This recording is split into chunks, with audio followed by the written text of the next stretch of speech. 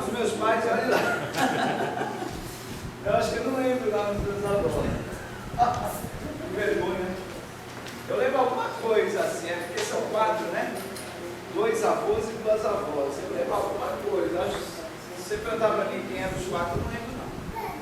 Meu Deus. Isso é ruim. A gente tem que ter uma história, a gente tem que conservar a história da nossa vida, da nossa família. Alguém lembra, além dos seus bisavós? O Diego vai pedir dos bisavós. Você lembra até qual, seu pai? Até o meu pai e o meu pai. Bisavô. Até o pai, a história. Acho que mais do que bisavô ninguém lembra, né? Alguém lembra? Alguém teve a oportunidade de conhecer o bisavô, a bisavó? Teve a oportunidade de ser? Ah, por isso que lembra, ele conheceu. Eu conheci a mãe da minha avó. Então, bisavó. Aí, quem conheceu tem mais facilidade de lembrar os nomes. Agora, quem não conheceu, que nem eu, lembra, né? Mas em algum lugar está registrado lá. Se eu pegar os documentos antigos, eu vou encontrar os nomes. É importante. Alguém mais sabe os nomes dos tataravós? Pois bem. Dona Matilde tem. A irmã Matilde. Matilde sabe? Ah, Matilde sabe. Acho que ela sabe. Que conserva bem a tradição da família. Agora, Só tem um único avô que eu conheci, foi o pai do meu pai. o pai do seu pai. Muito bem. Mas além dos bisavós, ninguém mais sabe nada. Agora, nas famílias judaicas, é uma tradição isso aí, saber, conhecer a genealogia da pessoa. A genealogia é como se fosse uma certidão de nascimento. E por que é tão importante para o povo judeu saber a sua genealogia? Sabe, uma das razões é que onde quer que nasça um judeu, ele é judeu, dependendo da genealogia. Se ele tem os seus antepassados, principalmente os avós paternos, ele é considerado judeu onde quer que nasça. Ele pode nascer no Brasil, ele pode nascer na Espanha, ele pode nascer nos Estados Unidos. Se ele é descendente, tem uma linhagem judaica, ele é judeu. Olha, nisso aí eu vejo uma tremenda provisão de Deus, uma tremenda sabedoria de Deus. Sabe por quê? Eu não tenho dúvida nenhuma, vocês também não devem ter dúvida quanto a isso, que o anticristo será judeu. Mas por que eu posso afirmar com toda certeza que o anticristo será judeu? Porque ele vai enganar o povo judeu. Ele vai se dizer o Messias. E o povo judeu, na primeira parte da grande tribulação, nos 3 anos e meio, vão acreditar que ele é o Messias. E para ser o Messias tem que ser judeu. Agora, se o judeu fosse judeu se ele somente nascesse em Israel, ia ficar meio estranho, porque existem nações mais poderosas, mais potentes, que são consideradas as nações que muitas vezes imperam no mundo. Por exemplo, os Estados Unidos da América hoje é considerado, a nação mais poderosa da Terra. Se fosse hoje, eu não tenho dúvida que o anticristo viria de uma dessas nações mais fortes, tem mais poder de domínio. Por exemplo, o anticristo, se fosse nascer hoje, ele poderia nascer nos Estados Unidos, se é que não nasceu. E aí ele vai dominar o mundo. Mas e aí? Como é que o povo judeu vai acreditar que ele é o Messias se ele nasceu nos Estados Unidos? Se olhar a linhagem dele, ver que ele tem uma descendência judaica, ele é um judeu, mesmo nascendo lá. Então está vendo como é interessante, esses detalhes? Em Mateus capítulo 1, nós temos um registro genealógico de Jesus. Até sabe quantas gerações? 42 gerações. Olha só. Então, olha, desde Abraão até Jesus. Só que a linhagem de Jesus vai até Davi, não até Maria. Por quê? Jesus não nasceu de Maria? Davi não era, José não era somente o pai adotivo, porque ele nasceu por obra do Espírito Santo? Então, por que não a descendência de Jesus até Maria? Eis aí uma pergunta. Eu também questionava isso. Mas por que colocaram uma descendência de Abraão até José e não de Abraão até Maria? Interessante, né? Porque numa genealogia, a resposta é: numa genealogia, a figura do pai é mais importante. Vocês lembram que o sistema familiar judaico é patriarcal, não matriarcal. Se colocasse uma genealogia de Jesus desde Abraão até Maria, estaria dando mais ênfase na mulher, quando na verdade as famílias judaicas são patriarcais. Lembrando que a mulher, isso na cultura judaica, tá? A mulher na cultura judaica, ela não é valorizada. Os judeus sempre deram menos valor à mulher. Agora na cultura brasileira não, a mulher é tão valorizada quanto o homem. Mas na cultura judaica não era assim. Então por isso a genealogia vai até José, mesmo sendo o pai adotivo de Jesus. Vamos lá, então, como que é essa genealogia de Jesus? E através do estudo da genealogia, nós vamos primeiramente descobrir quem é Jesus através da genealogia histórica dele e compreender algumas coisas interessantes nessa genealogia, trazendo para nós hoje. Capítulo 1 do Evangelho segundo escreveu Mateus. Livro, registro da geração ou linhagem de Jesus Cristo, que é o Salvador, o Messias, o filho de Davi, filho de Abraão, a encarnação de Deus feito homem. Abraão gerou ou procriou a Isaac, e Isaac gerou a Jacó, e Jacó gerou a Judá e seus irmãos, e Judá gerou de Tamar a Pérez e a Zerá, e Pérez gerou a Esrom, Esrom gerou a Arão, Arão gerou a Aminadab, Aminadab gerou a Naasson, Naasson gerou a Salmão, Salmão gerou de Raves a Boaz, e Boaz gerou de Ruth a Obed, e Obed gerou a Jessé, Jessé gerou ao rei Davi, e o rei Davi gerou a Salomão, daqui foi mulher de Urias. Guarde esse detalhe. Salomão gerou a Roboão, Roboão gerou a Abias, Abias gerou a Asa, Asa gerou a Josafá, Josafá gerou a Jorão, Jorão gerou a Uzias, Uzias gerou a Jotão, Jotão gerou a Acás, Acás gerou a Ezequias, Ezequias gerou a Manassés, Manassés gerou a Amon, Amon gerou a Josias, Josias gerou a Jeconias e seus irmãos no tempo em que foram deportados para a Babilônia. Depois da deportação para a Babilônia, Jeconias gerou a Salatiel, Salatiel gerou a Zorobabel, Zorobabel gerou a Abiúde, Abiúde gerou a Eliaquim, Eliaquim gerou a Azor, Azor gerou a Sadoc, Sadoc gerou a Aquim, Aquim gerou a Eliúde, Eliúde gerou a Eleazar, Eleazar gerou a Matã, e Matã gerou a Jacó. E Jacó gerou a José, o marido de Maria, da qual nasceu Jesus, o Salvador, o qual se chama o Cristo. De maneira que todas as gerações desde Abraão até Davi são 14 gerações. Desde Davi até que foram levados cativos à Babilônia, 14 gerações. E desde que foram levados cativos para a Babilônia até Cristo, 14 gerações. Então aí, ó.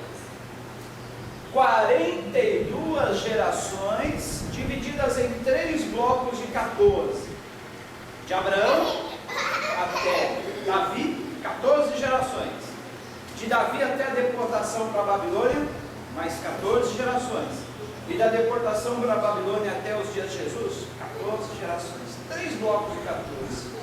Agora, para que serve, né? Além do que eu falei, mostrar o histórico familiar de Jesus, partindo de Abraão até José, para que mais serve essa genealogia? Será que é só para a gente procurar e consultar algum nome bom para dar para os nossos filhos? Tem uns nomes bem interessantes aí, né? Eu sei que ninguém vai querer escolher para o seu filho. Mas para que serve, além disso, nós olharmos essa linhagem genealógica de Jesus? Sabe o que eu vejo na linhagem genealógica de Jesus? A graça de Deus. Eu vejo que Deus, Ele escolhe as coisas mais desprezíveis do mundo. Ele escolhe as coisas que nada são para envergonhar as que são. Deus, que eu vejo através da genealogia de Jesus, que Ele não faz acepção de pessoas. Ele ama a todos, escolhe a todos, sem acepção. Ele ama o rico, ama o pobre, ama o desprovido. Ele ama o de má fama, o de boa fama. Ele ama aquelas pessoas que são marginalizadas pela sociedade. Ele ama a todos. E a prova está aqui, olha. Na genealogia de Jesus, a gente vê uma mulher prostituta. Olha, uma mulher prostituta fazendo parte da genealogia de Jesus. Meu Deus. Uma prostituta e ex-prostituta. A gente vê um homem e uma mulher adúlteros.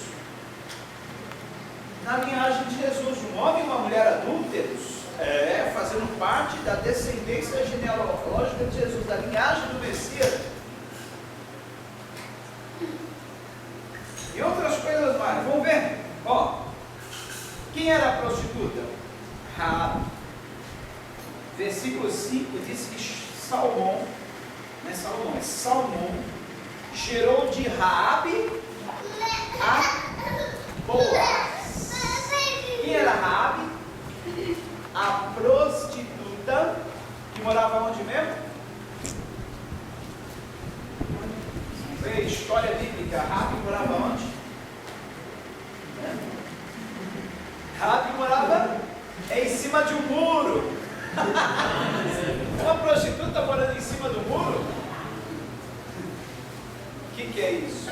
Uma prostituta morando em cima do muro? A gente vê por aí muitas moradias estranhas, mas em cima do muro? Em cima do muro. Agora eu vou explicar como que era o muro de uma cidade. Daqui até lá na parede deve ter uns... Não, vou pegar de lá. Daqui até outra parede deve ter uns 10 metros. Quase isso. 10 metros de outra parede. A muralha de uma cidade era mais ou menos isso. Largura, ó.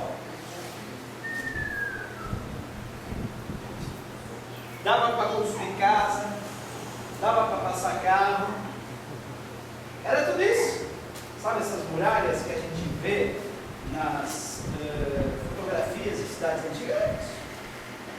Porque a muralha era a proteção de uma cidade. Uma cidade sem muros não tinha proteção. E se fosse um muro, como é os feitos hoje, qualquer ventinho derrubava. Então tinha que ser uma muralha. Muralha mesmo. E Raabe morava em cima das muralhas, geralmente para aproveitar espaço para construir casas. E Raabe morava numa dessas casas em cima da muralha. De qual cidade mesmo? Jericó. Né? Acho que no Nordeste tem uma cidade chamada Jericó. Jericoara eu sei que tem. Já ouviu falar de Jericó? Porque uma vez o pregador da Bíblia, verdade, ele falou que Jesus andou pelas terras do Nordeste. Mas Jesus andou pelas terras do Nordeste. Mas como? Está na Bíblia. Ele montou no jumento. Não, deve ter um jumento. E ele andou por Jericó, cidade do Nordeste. Vou até explicar para ele, né? Outro falou que Jesus era músico, porque Jesus tocou o esquife. Aí Jesus era músico, tocou o esquife, mas não sabe que esquife é caixão. Ele tocou no esquife, no caixão do menino que ele ressuscitou, da filha de viúva Naíra. Outro já falou que Jesus tinha uma esposa. Jesus tinha... Ele não largava a túnica dele. Quando ele morreu, a túnica dele foi disputada pelos soldados romanos. Não era túnica, era túnica. A túnica de Jesus. E era aquela túnica de linho, sem costura. Né? Jesus andava padrão de moda. Ele andava com roupa boa. Porque a túnica dele era uma túnica época bem disputada. sepultada quando ele morreu, os soldados lá lançaram o sol, ele vai ficar com essa túnica, olha que túnica linda, túnica sem costura, deve ser alguma coisa interessante, né? Uma túnica tecida sem costura, olha, alto padrão da moda para aquela época, hein? Então, veja bem, de uma coisa, quem fazia as roupas para Jesus eram as mulheres ricas que seguiam a Jesus. Entre os seguidores de Jesus havia algumas mulheres que eram ricas, né? E presenteavam Jesus com as roupas. Muito bem. Agora, queridos, se Raabe era uma prostituta, e ela está na genealogia de Jesus, nós vemos isso a graça de Deus. Olha que graça de Deus, né? Sim. Só uma dúvida aqui. Eu estou falando Raabe, porque aqui está Racabe. Aí é o mesmo nome. É a mesma coisa? É que algumas traduções traduzem como Racabe, outras como Raabe. A sua, acho que é uma tradução mais antiga, a revista corrigida. Então, Raabe e Racabe, se tiver na sua, é a mesma coisa, tá bom? Então, isso é uma graça, né? Que graça de Deus, que coisa maravilhosa. Ele salvou aquela prostituta. A prostituta foi salva porque ela acolheu os espias que entraram na casa dela, se esconderam lá, porque havia um planejamento para atacar Jericó. Então, os espias foram fazer aquele trabalho de logística. Vamos primeiro analisar as condições da cidade, vamos ver como são as suas muralhas. Lembra que o povo de Israel estava para entrar na terra da promessa? Eles entraram por Jericó, tiveram que rodear a cidade durante 7 dias para derrubar as muralhas. 7 dias, uma volta em cada dia, no último dia 7 voltas. Olha, interessante. Eu falei da distância, da altura da muralha, né? Já pensou que essas muralhas, mesmo sendo largas assim, caíram? Como foi que elas caíram? Através do povo rodeando a cidade e depois gritando, tocando trombeta. Foi assim? Interessante, né, o poder de Deus. Mesmo com toda essa largura das muralhas, elas caíram, foi pelo poder de Deus. Então, olha a graça de Deus na linhagem de Jesus. Raabe, que era uma mulher prostituta. Vamos ver mais uma coisa interessante?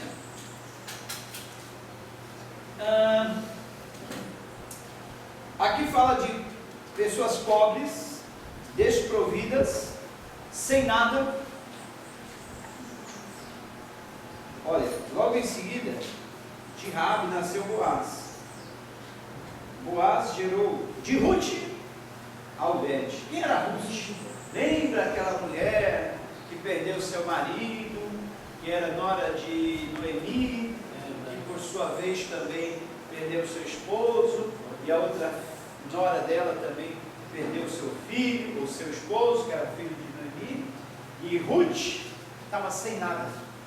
Ruth estava desprovida, Ruth estava desamparada, mas eis que ela se encontra com Boaz, tem aquele lindo romance, e desse romance nasce Obed, que faz parte da linhagem de Jesus. Olha só, a graça de Deus alcançando os de má fama, marginalizados pela sociedade, os desprovidos, desamparados, pessoas que nada têm. Isso quer dizer que Deus olha para todos. De repente você se acha nada na sociedade, de repente você se acha sem valor, ou conhece alguém assim. Olha, Deus pode estar escolhendo essa pessoa para um lindo plano. E quer plano mais maravilhoso que esse? Fazer da linhagem, da descendência dele, nascer o Salvador do mundo. Quando que Ruth imaginava que da descendência dela, uma mulher que não tinha nada, viria tanta riqueza para o mundo? Quando que Ruth imaginava que um descendente seu ia salvar a humanidade toda? Quando? Ela pensou, ela nem imaginava mais se casar, ela nem imaginava mais ter filhos, ela nem esperava mais nada, não havia esperança, porque um parente da sua sogra deveria ser o que tomasse ela como esposa. Pela lei era assim. E só que a sua sogra não tinha mais filhos para dar para ela, não tinha parentes, mas de repente, do nada surge: eu lembro de um parente meu, Boaz, tem plantação de trigo, cevada. Vamos lá. E antes, era para ser esposa de outros. O outro não quis, ela foi rejeitada. Ela era rejeitada, desamparada, abandonada. De repente, da linhagem dela nasce o Messias, o Salvador do mundo. É graça de Deus, né? Coisa maravilhosa. Continuando aí, ó. Boaz gerou a Boaz gerou de Ruth a Obed, Obed gerou a Jessé, e Jessé gerou ao rei Davi. Por isso que Davi é chamado de a raiz de Jessé, porque ele vem da linhagem, ele é filho de Jessé. Então Davi, Jesus é também chamado da raiz de Jessé, raiz de Jessé. O que é isso? É o descendência de Jessé, que foi pai de Davi. Olha aí, e Davi gerou a Salomão, da que foi mulher de Urias. Quem era Urias? O soldado do exército de Davi, que Davi mandou matar, depois de ter transado com a mulher dele. Olha só, Davi tinha um soldado que era muito fiel, muito leal. E esse soldado fiel e leal tinha uma mulher muito bonita mesmo, muito formosa. E essa mulher bonita, formosa, que era esposa de Urias, era vizinha de Davi. Davi tinha centenas e centenas de mulheres. Ele era o rei. Ele podia ter a mulher que ele quisesse. Se ele visse uma jovem bonita, eu quero essa aqui como minha esposa, traga para o meu harém. Ele podia ter uma mulher diferente a cada dia. Ele era o rei podia. Ele só não podia ter a mulher do outro. E um dia, ele olha para a casa do vizinho. E por incrível que pareça, a grama do vizinho é sempre mais verdinha, né? É o mito da grama mais verde. Ele olhou para o quintal do vizinho, não sei o que ele foi cheio, ele estava no quintal do vizinho, ali ele vê uma grama verdinha. Poxa, eu tenho tanta grama no meu jardim, mas essa grama do vizinho está mais verde que a minha. Sabe qual é o segredo?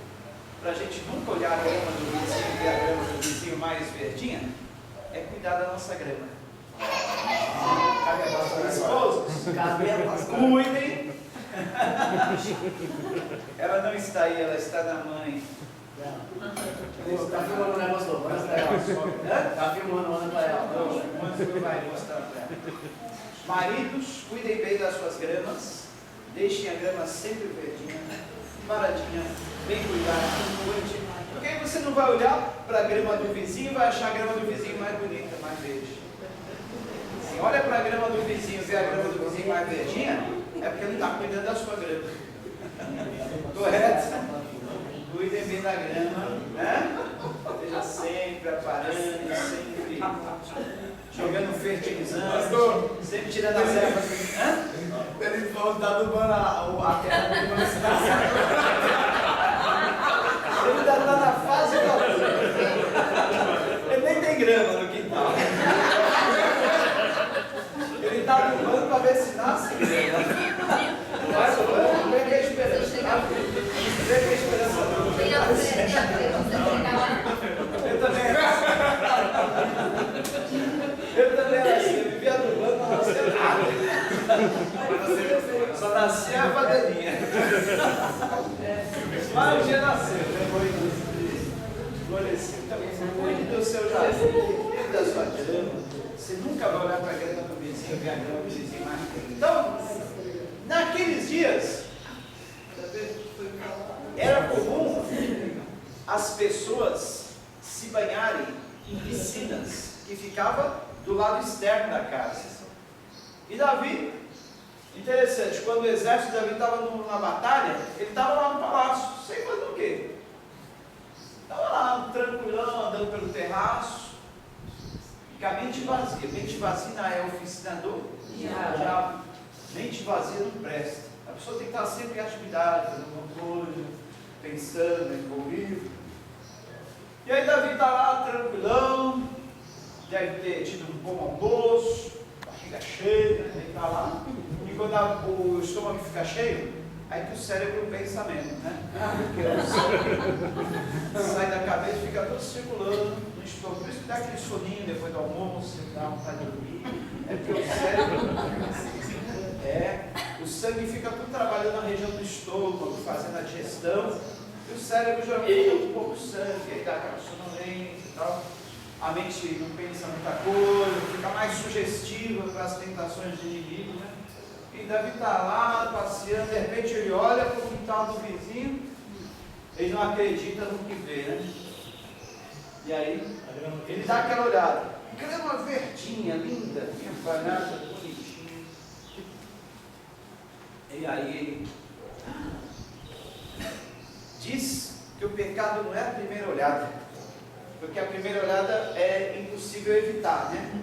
Você está andando na rua, você olhou, não tem como evitar. Você olha, a primeira olhada. O pecado está na segunda olhada, porque ele poderia desviar os olhos e não olhar mais, mas eu queria que ele olhou e continuou olhando.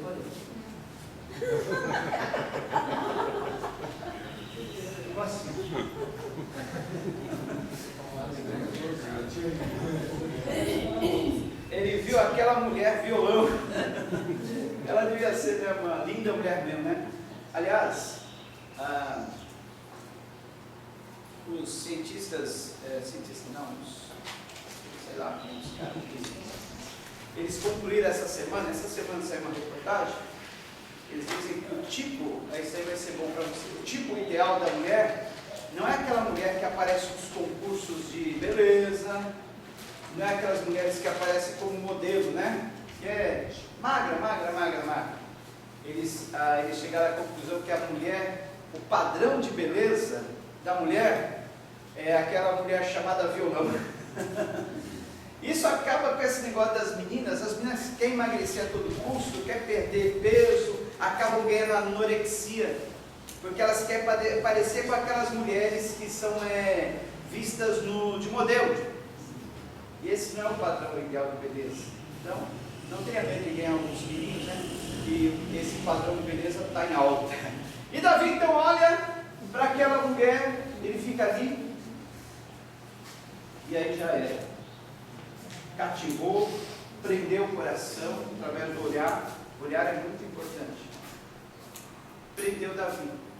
Por isso que Oséias de Paula costumava dizer, e ele dizia isso numa reunião de obreiros, ele disse isso numa reunião de obreiros. Gente, o pregador estava falando, reunião que só dá alma é uma porcaria. Só tinha alma naquela reunião, né? Aí o pregador falava assim: o pecado não é a primeira olhada, é a segunda. O camarada sabe o que fala? É por isso que eu olho uma vez e não tiro o olho. Já ficou. Eu não tenho o pecado da segunda olhada. Cara, você é de Paulo que falou isso. Então, não é à toa que, para quem não sabe, José de Paulo, no histórico da caminhada dele, está sem ovelha, era o sem ovelha. Ele caiu várias vezes em pecado, né? Um cantor top dos anos 70, né? Mas vivia tropeçando aqui, tropeçando aqui. Mas, enfim. Então, queridos, por isso que é pecado. Tanto olhar a segunda vez como olhar a primeira e ficar. Que aí você já caiu no coração, do olho, o olho vai para a cabeça, da cabeça vai para o coração, cai no coração, já era. Davi ficou fascinado, Davi falou: quero essa mulher, eu quero para mim, mas ela tem marido, o marido dela é seu soldado, está lá na batalha, não, traga ela aqui. E aí, trouxe ela, transaram, consumou o ato, e agora? Pronto, satisfez, beleza, teve o prazer, pode ir embora para sua casa. Pensou, tudo bem, eu sou rei mesmo, tenho direito, o reino é meu, tudo é meu, mas aí depois de alguns dias, todo pecado tem uma consequência, né? Pecado, alguém já falou que o pecado é como um cartão de crédito. Se usufrui dos benefícios hoje, paga amanhã, paga depois. paga depois de 1 ano, 2 anos, e com juros, os juros altos. Aí Davi está lá tranquilo, né? Poxa, que mulherão, satisfeito pelo bolso, tive meu prazer, beleza. Depois ela chega para Davi, estou grávida. Ah, tudo bem, você tem marido. Ele diz, não, Davi, meu marido está muitos dias lá no campo de batalha, meu filho é teu, né? Olha o camarada, quando está bêbado, a Bíblia diz que um abismo puxou outro abismo, né? Ó, já sei, para tudo tem uma solução, tem um jeitinho, né? Davi não era brasileiro, mas tinha um jeitinho brasileiro, né? Aí, já sei, vamos chamar teu marido para casa, eu vou dar uma folga para ele vai vir lá do campo de batalha, põe uma camisola bem bonitinha, bem atrativa, ele vai dormir com você, não vai resistir, aí olha, transa, e vão dizer que o filho é teu, o filho é dele.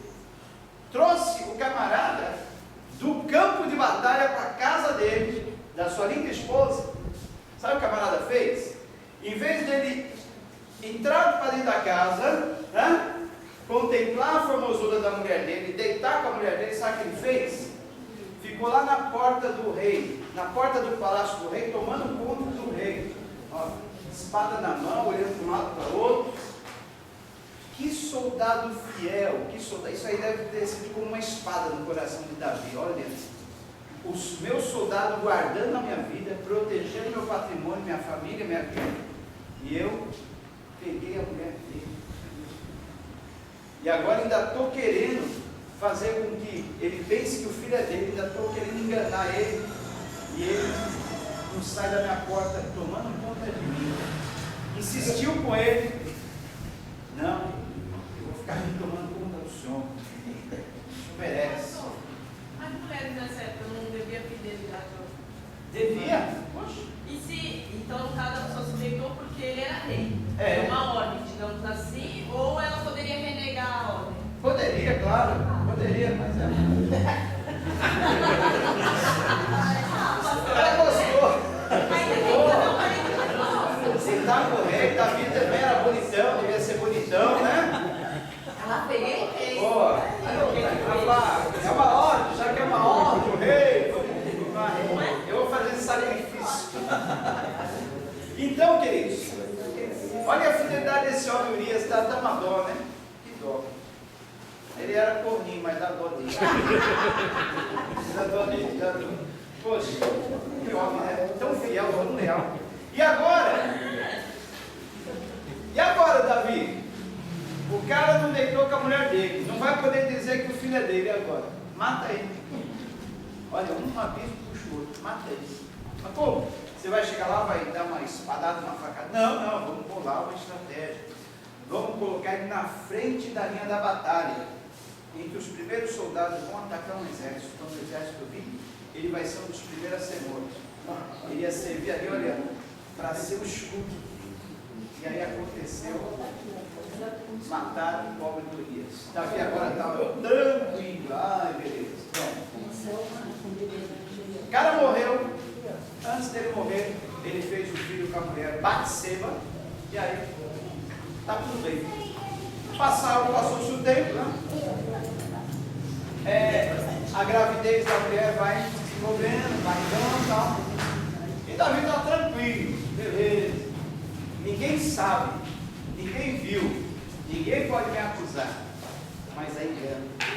Um dia chega o profeta Natan, lá no palácio de Davi. Davi, tem um profeta aí querendo falar contigo. Quem é? Natan, gente boa, manda ele entrar, chama ele. Aí Natan chega e conta uma historinha para Davi. Davi, o que você acha, Davi? Que um cara que tem muitas ovelhas, e ele tem um vizinho que só tem uma ovelha. Aí chega nessa casa que tem muitas ovelhas, um forasteiro, um homem vindo de fora, e está com fome. Sabe o que esse cara que tem muitas ovelhas faz, Davi? Ele guarda as suas ovelhinhas bonitinhas e pega a única ovelha do seu vizinho e manda matar para eles almoçarem. Davi, o que é isso? E nós estamos falando, o que acha que esse cara deveu fazer esse cara, Davi? Davi, o que é isso? Esse cara é sem escrúpulo. Esse cara tem que morrer. Esse cara não merece viver. Esse cara não tem coração. Poupou as suas ovelhas para matar uma ovelha do seu vizinho. Tem que morrer. Aí Natan, olha a sabedoria do profeta. Natan, olha bem para Davi. Davi, esse cara é você. Aí, esse cara sou eu? Esse cara sou eu. Roberto Carlos deve ter se inspirado nisso. Esse cara sou eu. É, Davi, esse cara é você. Eu sou o cara? Você é um cara, né? Cara de pau. Davi! Pô, Davi, o que é isso? Que mancada. Você com tantas mulheres pegou a única mulher do seu vizinho. Ainda mandou matá-lo depois. Que situação. Mas Davi cai em si. Isso significa que o nosso erro, o mais encoberto que seja, mas nunca fica, né? Escondido de fundo. Porque Deus veio. Ele vai trazer uma hora a fatura do cartão. Está aqui ó, a fatura do cartão para você pagar agora. Ó, tá vendo? Olha o estrago que você fez, olha o prejuízo. Olha quantos juros você vai ter que pagar. Meu pai. É tudo isso de fatura? É fatura. Dá um desgosto quando a gente pega uma fatura do cartão do crédito e vem uma folha, 2 folhas, 3 folhas. E aí ele tem a opção, pague 10 vezes. Só que é um juro que nunca acaba. Né? Você fala, meu pai, eu comprei R$1.000, vou ter que pagar 5.000 de juros? É, o juro é alto. Isso nunca paga o dinheiro da fatura de cartão de crédito. Procure comprar menos, gastar menos, mas pague o total. Porque pagar o mínimo é pagar 5 vezes mais do que você gastou. Isso é devorador.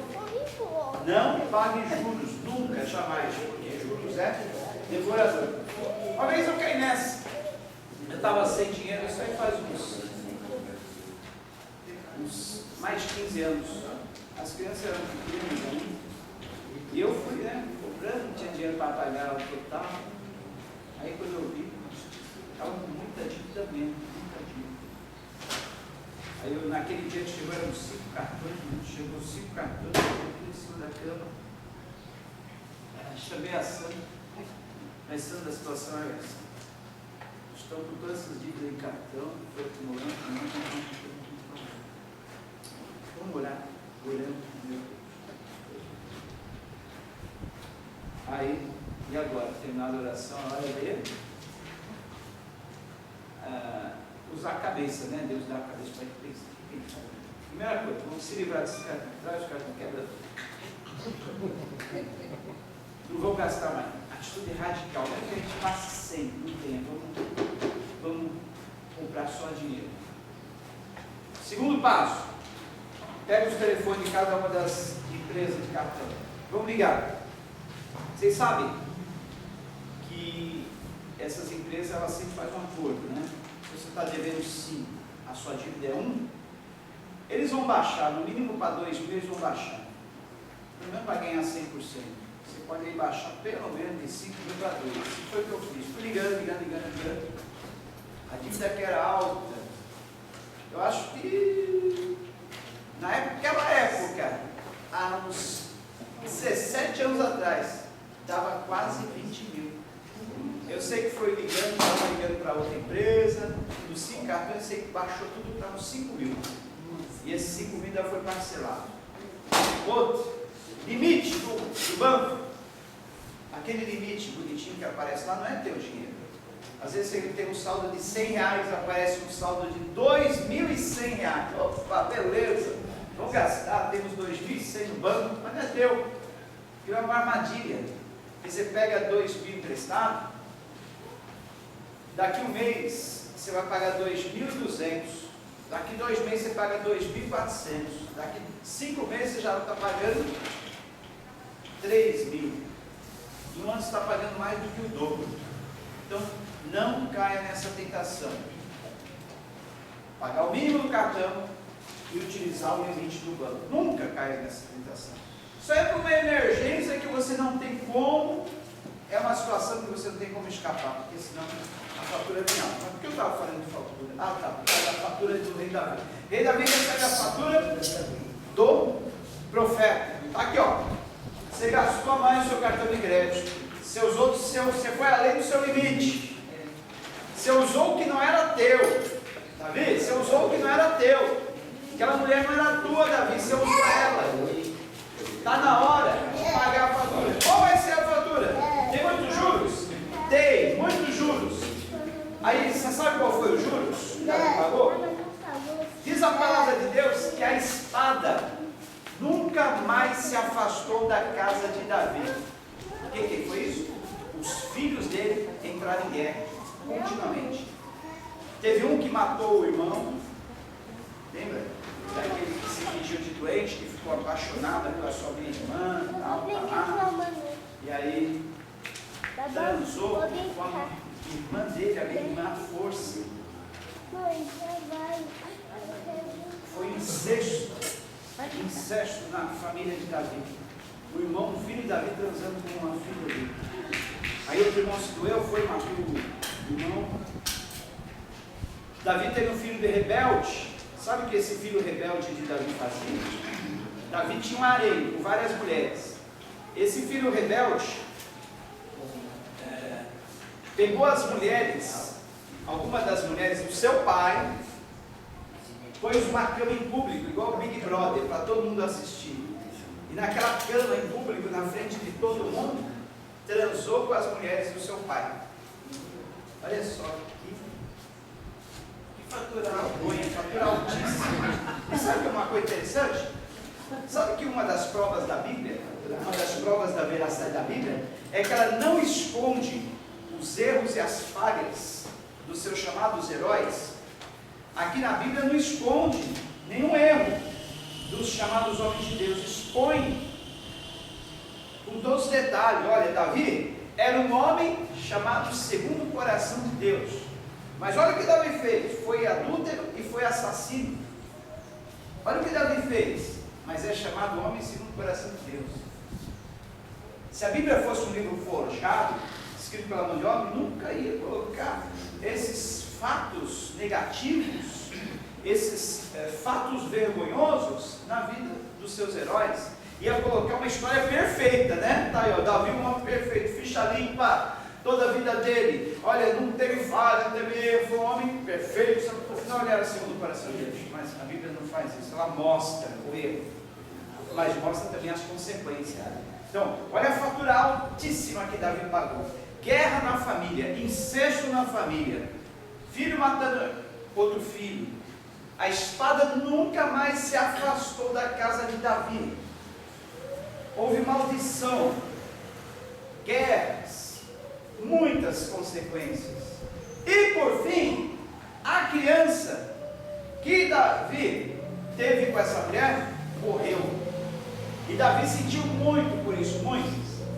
Ele jejuou, ele orou, ele pediu pela vida da criança, e a criança morreu.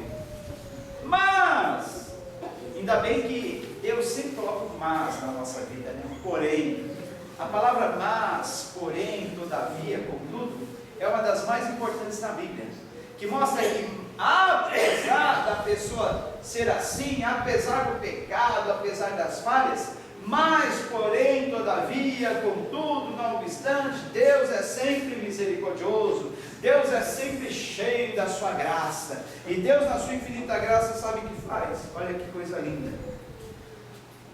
Davi gerou a Salomão, da que foi mulher de Urias.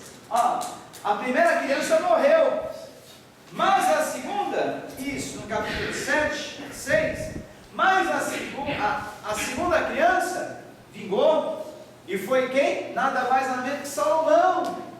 Salomão nasceu da mulher de Urias, porque agora Davi já havia tomado ela como sua esposa, mais uma de suas esposas, e nasceu Salomão, que foi quem? Um dos maiores reis da história de Israel, um homem considerado mais rico do Oriente, um homem sábio, inteligentíssimo. Só que no final também ele morreu meio separado de Deus, meio afastado de Deus, por causa exatamente das mulheres, por causa das mulheres. Sim. Não, mas isso é injusto, não foi por causa. É injusto, estou brincando, não foi por causa das mulheres. A mulher foi por causa do coração dele mesmo, né? Mulher não tem nada de mal, mulher tudo de bom, uma coisa boa, linda da criação de Deus, maravilhosa. A mulher tem culpa, a culpa é o homem que é safado sem Deus.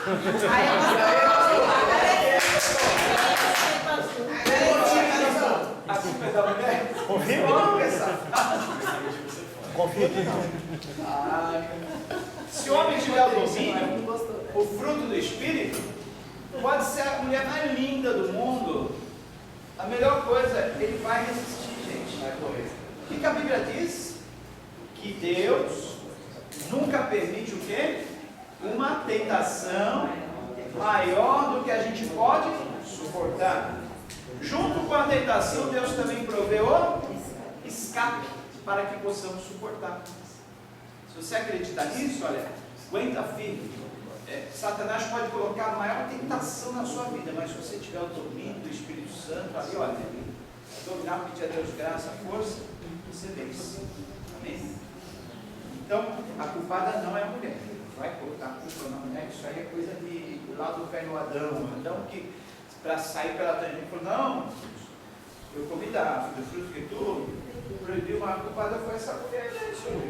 Estava pedindo para mim, eu estava bem aqui no meu cantinho, estava tranquilo, estava vendo o leãozinho, com a leoinha, estava vendo o gatinho, com a gatinha, o cachorro, cachorrinho. Aí tu me vê sozinho, me dá uma mulher no pedido, e agora essa mulher te fez pecado. A culpa é dela. Coitada, a mulher sempre é culpada, né? Coitada da mulher. Bom,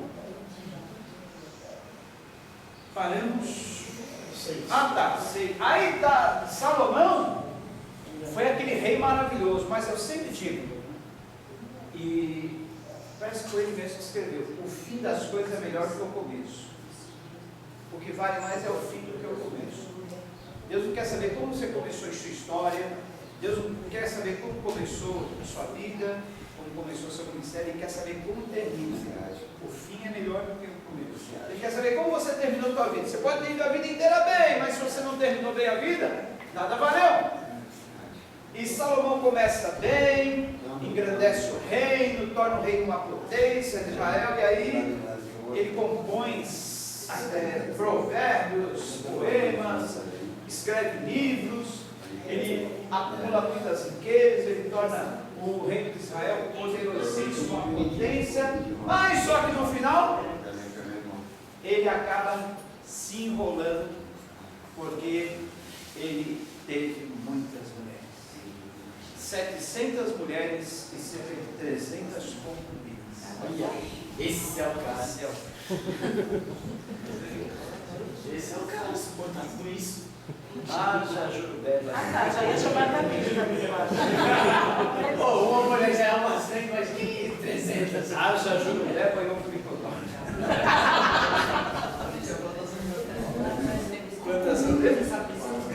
Plantação de catuaba. O cara era forte. Mas sabe o que é? Mas, gente, às vezes ele tinha tudo isso de mulher, mas tinha mulher que nem conhecia ele. Foi amor, nunca foi para a cama com ele. Sabe por quê? Muitas dessas mulheres eram um acordo comercial. Por exemplo, Davi conheceu um rei, lá de outro reinado, e o rei tinha muitas madeiras. Davi estava precisando construir um palácio, construir um templo. Falou, e aí, que tal? Você não quer fazer um acordo comercial comigo? Vamos vender madeira para mim?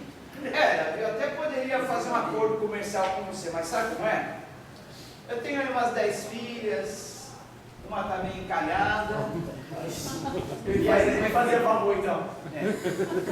Tá bom, eu caso com ela. Beleza, aí nós somos compadres, a gente vai fazer negócio, pode levar as madeiras que você quiser aí, que tá beleza. Então, Davi foi aumentando suas mulheres, muitas, Salomão, Davi, foram aumentando suas mulheres assim, acordos comerciais. Um outro rei tinha filhas, Davi queria fazer um acordo, rei para rei e tal. Vamos lá, eu caso sua filha aí. vira parente, né? Fica mais fácil manter relacionamentos comerciais mais estáveis. Então, daí que vieram muitas mulheres. Eu acredito que teve mulher ali que nunca foi para a cama com Davi, apesar de ser esposa concubina, né? Mas ele teve, a Salomão, teve 700 mulheres, 300 concubinas, né? Não? Pensou? Fila. Hoje é a vez da número 536. Tinha 100, né? Já solteiro. Ia casando e ia pegando uma 100. Aí o bordão de Davi falou: próxima 536.